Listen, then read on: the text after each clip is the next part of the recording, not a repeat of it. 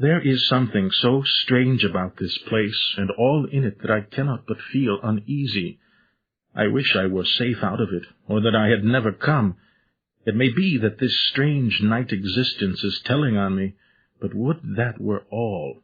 If there were anyone to talk to, I could bear it, but there is no one. I have only the Count to speak with, and I fear I am myself the only living soul within the place. Let me be prosaic so far as facts can be. It will help me to bear up, and imagination must not run riot with me. If it does, I am lost.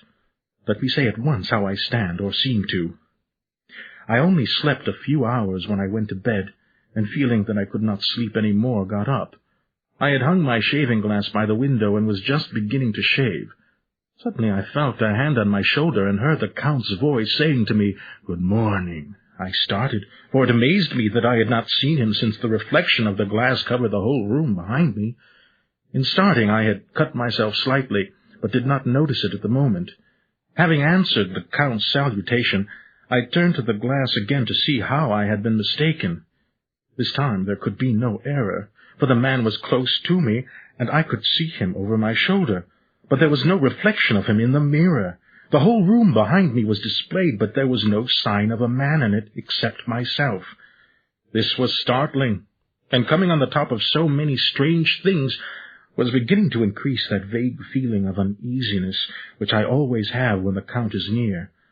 But at the instant I saw that the cut had bled a little, and the blood was trickling over my chin. I laid down the razor, turning as I did so half round to look for some sticking plaster. When the Count saw my face, his eyes blazed with a sort of demoniac fury, and he suddenly made a grab at my throat. I drew away, and his hand touched the string of beads which held the crucifix. It made an instant change in him, for the fury passed so quickly that I could hardly believe that it was ever there. "Take care," he said. "Take care how you cut yourself. It is more dangerous than you think in this country." Then, seizing the shaving-glass, he went on, "And this is the wretched thing that has done the mischief. It is the foul bauble of man's vanity. Away with it!" And opening the heavy window with one wrench of his terrible hand, he flung out the glass, which was shattered into 1,000 pieces on the stones of the courtyard far below. Then he withdrew without a word. It is very annoying, for I do not see how I am to shave, unless in my watch-case or the bottom of the shaving-pot, which is fortunately of metal. When I went into the dining-room, breakfast was prepared, but I could not find the Count anywhere, so I breakfasted alone. It is strange that as yet I have not seen the Count eat or drink. He must be a very peculiar man. After breakfast I did a little exploring in the castle. I went out on the stairs and found a room looking towards the south. The view was magnificent, and from where I stood there was every opportunity of seeing it. The castle is on the very edge of a terrible precipice. A stone falling from the window would fall 1,000 feet without touching anything. As far as the eye can reach is a sea of green tree-tops, with occasionally a deep rift where there is a chasm. Here and there are silver threads where the rivers wind in deep gorges through the forests. But I am not in heart to describe beauty, for when I had seen the view, I explored further. Doors, doors, doors everywhere, and all locked and bolted. In no place, save from the windows in the castle walls, is there an available exit. The castle is a veritable prison, and I am a prisoner. Of one thing only am I certain, that it is no use making my ideas known to the Count. He knows well that I am imprisoned, and as he has done it himself, and has doubtless his own motives for it, he would only deceive me if I trusted him fully with the facts. So far as I can see, my only plan will be to keep my knowledge and my fears to myself, and my eyes open. I am, I know, either being deceived like a baby by my own fears, or else I am in desperate straits, and if the latter be so, I need and shall need all my brains to get through. I had hardly come to this conclusion when I heard the great door below shut, and knew that the Count had returned. He did not come at once into the library, so I went cautiously to my own room and found him making the bed. This was odd, but only confirmed what I had all along thought, that there were no servants in the house. When later I saw him through the chink of the hinges of the door laying the table in the dining-room, I was assured of it, For if he does himself all these menial offices, surely it is proof that there is no one else to do them. This gave me a fright, for if there is no one else in the castle, it must have been the Count himself who was the driver of the coach that brought me here. This is a terrible thought, for if so, what does it mean that he could control the wolves as he did by only holding up his hand in silence? How was it that all the people at Bistritz and on the coach had some terrible fear for me? What meant the giving of the crucifix, of the garlic, of the wild rose, of the mountain ash? Bless that good woman who hung the crucifix round my neck, for it is a comfort and a strength to me whenever I touch it. In the meantime, I must find out all I can about Count Dracula, as it may help me to understand. Tonight he may talk of himself, if I turn the conversation that way. I must be very careful, however, not to awake his suspicion. Midnight. I have had a long talk with the Count. I asked him a few questions on Transylvania history, and he warmed up to the subject wonderfully.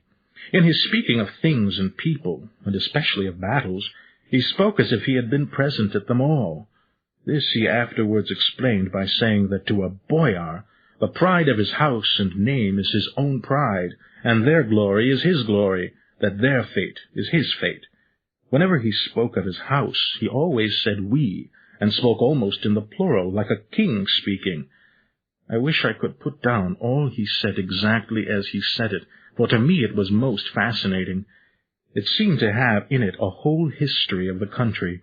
He grew excited as he spoke, and walked about the room pulling his great white mustache and grasping anything on which he laid his hands as though he would crush it by main strength. A few days later. Let me begin with facts, bare, meager facts. I must not confuse them with experiences which will have to rest on my own observation or my memory of them. Last evening, when the Count came from his room, he began by asking me questions. "Have you written since your first letter to our friend, Mr. Peter Hawkins, or to any other?" It was with some bitterness in my heart that I answered that I had not, that as yet I had not seen any opportunity of sending letters to anybody. "Then write now, my young friend," he said, laying a heavy hand on my shoulder. "Write to our friend and to any other, and say, if it will please you, that you shall stay with me until a month from now." "Do you wish me to stay so long?" I asked, for my heart grew cold at the thought. "I desire it much. Nay, I will take no refusal. When your master, employer, what you will, engaged that someone should come on his behalf, it was understood that my needs only were to be consulted. I have not stinted, is it not so?" What could I do but bow acceptance? It was Mr. Hawkins' interest, not mine, and I had to think of him, not myself. And besides, while Count Dracula was speaking, there was that in his eyes and in his bearing which made me remember that I was a prisoner, and that if I wished it, I could have no choice. The Count saw his victory in my bow, and his mastery in the trouble of my face, for he began at once to use them, but in his own smooth, resistless way. "I pray you, my good young friend, that you will not discourse of things other than business in your letters. It will doubtless please your friends to know that you are well, and that you look forward to getting home to them. Is it not so?" As he spoke, he handed me 3 sheets of notepaper and 3 envelopes. They were all of the thinnest foreign post, and looking at them, then at him, and noticing his quiet smile, with the sharp canine teeth lying over the red underlip, I understood as well as if he had spoken that I should be careful what I wrote, for he would be able to read it. So I determined to write only formal notes now, but to write fully to Mr. Hawkins in secret, and also to Mina, for to her I could write in shorthand, which would puzzle the Count if he did see it. When I had written my 2 letters, I sat quiet, reading a book whilst the Count wrote several notes, referring as he wrote them to some books on his table. Then he took up my 2 and placed them with his own, and put by his writing materials, after which, the instant the door had closed behind him, I leaned over and looked at the letters which were face down on the table. I felt no compunction in doing so, for under the circumstances I felt that I should protect myself in every way I could. When Dracula returned, he said, I trust you will forgive me, but I have much work to do in private this evening.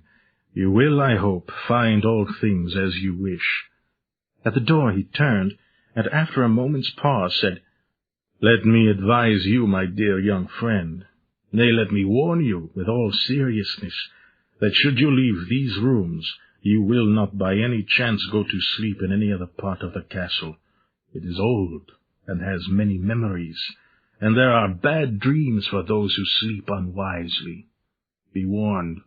Should sleep now or ever overcome you, or be like to do, then haste to your own chamber or to these rooms, for your rest will then be safe. But if you be not careful in this respect, then—" He finished his speech in a gruesome way, for he motioned with his hands as if he were washing them. I quite understood. My only doubt was as to whether any dream could be more terrible than the unnatural, horrible net of gloom and mystery which seemed closing around me. Later. I endorse the last words written, but this time there is no doubt in question. I shall not fear to sleep in any place where he is not. I have placed the crucifix over the head of my bed. I imagine that my rest is thus freer from dreams, and there it shall remain.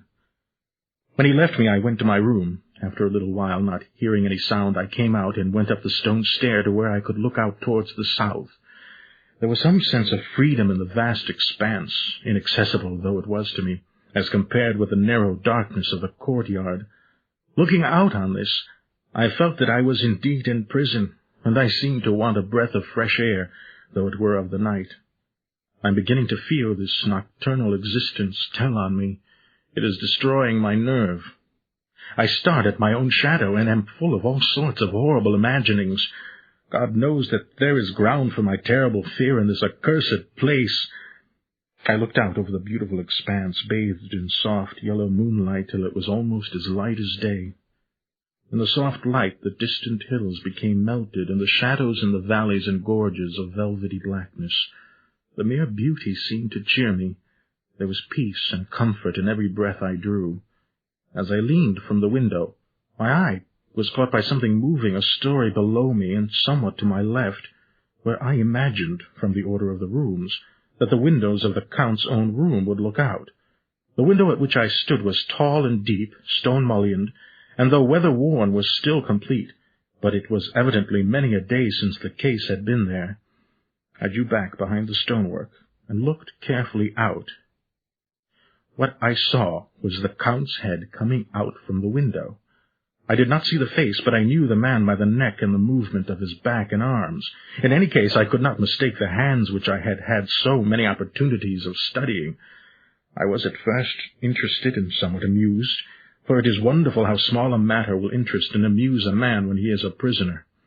But my feelings changed to repulsion and terror when I saw the whole man slowly emerge from the window and begin to crawl down the castle wall over that dreadful abyss, face down, with his cloak spreading out around him like great wings.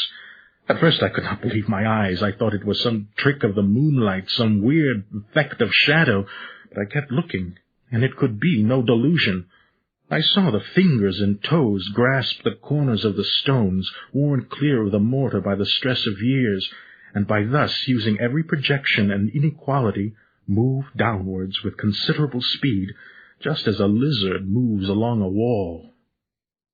What manner of man is this, or what manner of creature is it in the semblance of man? I feel the dread of this horrible place overpowering me.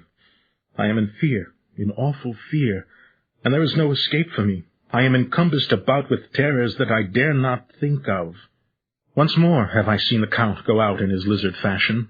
He moved downwards in a sidelong way, some 100 feet down, and a good deal to the left. He vanished into some hole or window.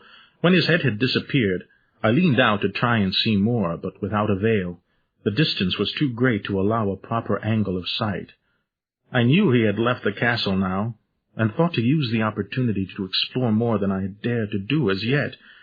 I went back to the room, and taking a lamp, tried all the doors. They were all locked, as I had expected, and the locks were comparatively new. But I went down the stone stairs to the hall where I had entered originally,